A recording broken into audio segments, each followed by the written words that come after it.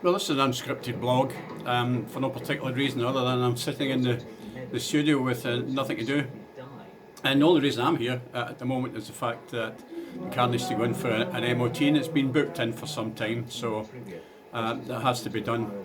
I appreciate the sound is coming from the television as well as I watch the news, which is pretty bloody horrifying when you look at what's happening in New York.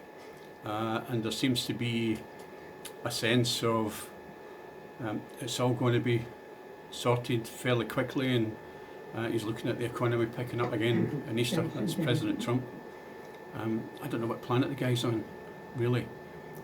Just to even look at other countries and to see that if there was some way of doing that, to have it over in a few weeks, they would have found it. But that's simply not been the case. The time for calling it a Chinese virus will probably be in the future. I see no reason why it's not called the Chinese virus. That's where it started.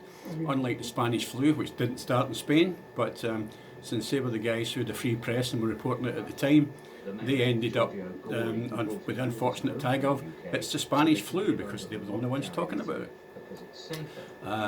Certainly this is not at that level, certainly not at the moment, but it's early days, and the number of people who I've spoken to who think it's going to be over in a couple of weeks in regards to the lockdown we currently have, I think are dreaming and hope perhaps that that's exactly what's going to happen. I doubt that to be the case. I would expect it to last different lockdown phases. I think certain bits of it will be eased as we go along, because it looks inevitable that the vast majority of people will catch this virus at some point or other. So maybe a year, maybe up to 18 months to various levels where it will be deemed safe for everybody to go about their business, and hospitals can cope with the other levels. I'll call them the dribs and drabs, if you like, as that catches up. Of course, the other frightening fact that's coming out at the moment is that perfectly young, perfectly healthy people are dying and suffering quite severe symptoms and needing hospitalisation to get better. So this thought that it's a plague for old people, it's certainly not the case, and you just need to look at the reports coming out of New York City to realise that it's all ages, all levels of fitness, and people who do not have underlying medical problems. And what is an underlying medical problem? It could be anything. You have a dodgy tummy, or you suffer IBS. What is? Nobody says. Nobody said it's a heart condition, or you're a cancer patient, or anything like that. It's just they had underlying health condition. I don't get that part at all, really. We really need a bit more in the factual area to turn around and say, if they're talking about deaths in general, then it was they had heart problems, they did a weakened heart system, they had a weakened immune system because they were cancer patients. Something along those lines. So, like you say, what exactly do we mean by the existing conditions? So, is it all doom and gloom? Well, for a little while I think it's going to be. The number of people who are basically ignoring the stay at home edict is probably quite staggering. I was out yesterday, I tried to get the car brought forward for its MOT yesterday, and the roads were certainly a little bit quieter, but still plenty of people on it, still plenty of people moving about. And on my way here today, as I drive into the studio, there's a wee food shop sells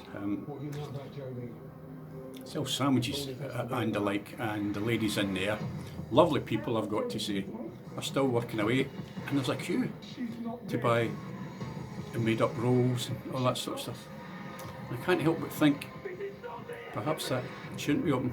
If Greggs and the like, who big companies who can take the most stringent measures in hygiene, etc., felt it necessary to close, then I suspect people are more frightened about the financial impact than the physical one.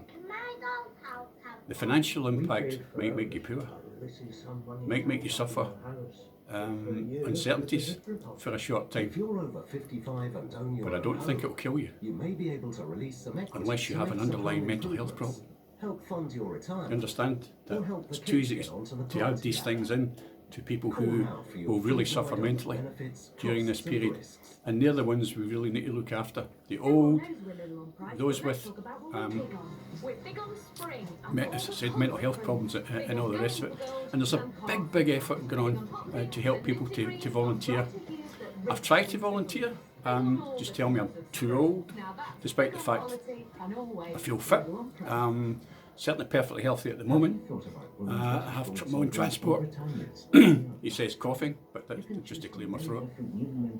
So most of us want to, I think, help. Most of us would like to stay indoors. Most of us would not like to be panic buying. And don't start me on that, please. For what I've seen, especially the local ASDA, etc., has been unbelievable, to be fair. So don't hoard, don't be a panic buyer. There's plenty of stocks out there. We just need to get the companies in to restock it as we shop normally. And hopefully this one person, one trolley idea will be marched out across every place that sells anything that's open to the public. I certainly like it because the staff in there don't need shoppers in their face all the time, asking where's this, where's that. Things are not normal.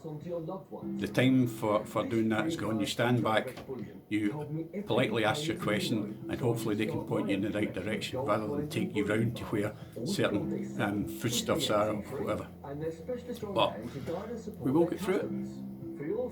That's inevitable. We always do. It's virulent, but it's not. It's virulent to some things, like measles, for example. It's not as deadly as SARS or Ebola. So we will get through it, but it'll be a very different landscape at the other side, I think, both physically, mentally and financially. It's up for us to help others who may be not as prepared as ourselves. I've got some savings, I've got no work, but I will get through. I hope you do too. You take care. We're thinking about you. Think about us. Goodbye.